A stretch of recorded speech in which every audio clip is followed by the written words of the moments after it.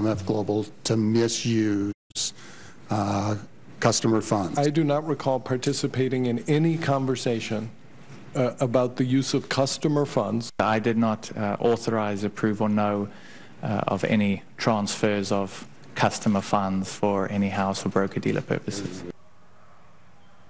And now a startling new accusation against John Corzine, a financial executive claiming that Mr. Corzine knows more than he is admitting about the improper use of customer money.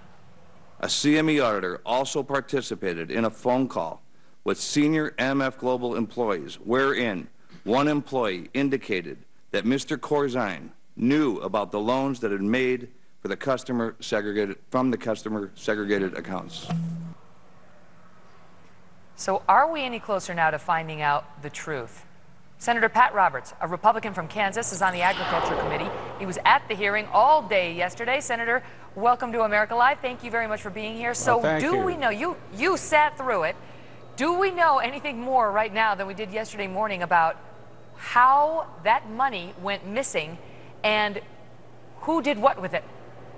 Well, basically, you heard the question by Senator Thune and the long pauses and then answers, even to the point that the chief financial officer said he was delegating responsibility but not authority, and he couldn't answer that.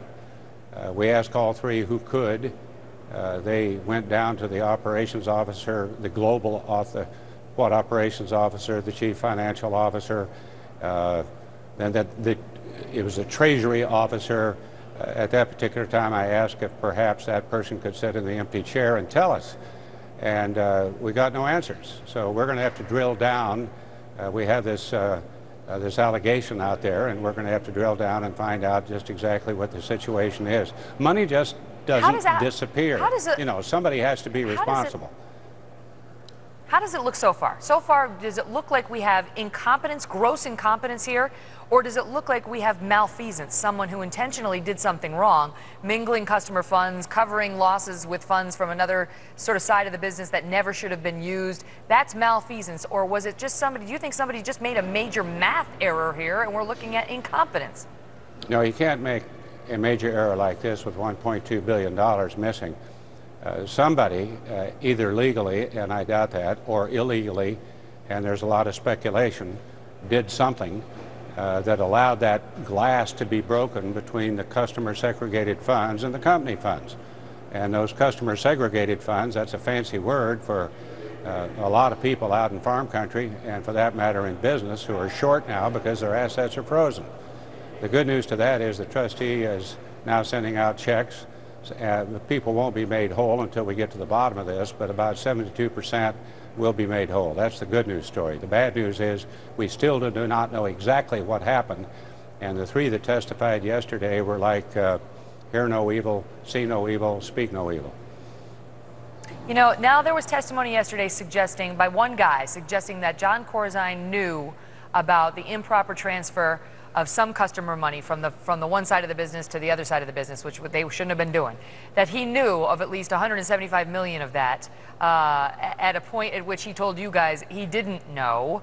Do you find that testimony credible? Do you believe that you're getting the truth from Corzine and these other executives? We just have to drill down. That was an auditor that worked for the CME who listened to a phone call late one morning, or early one morning, and said that that is what they heard. So we've got to find out, well, I think we know who that is. I think law enforcement is on top of it. If that's the case, he committed perjury. We don't know that that's the case. But they were remarkably, all the way through this, Governor Corzine has indicated that he had no intention of doing things. That changed a little bit yesterday. But intentions, that's the road to bankruptcy and frozen accounts. So we still have to drill down. We still have to get answers.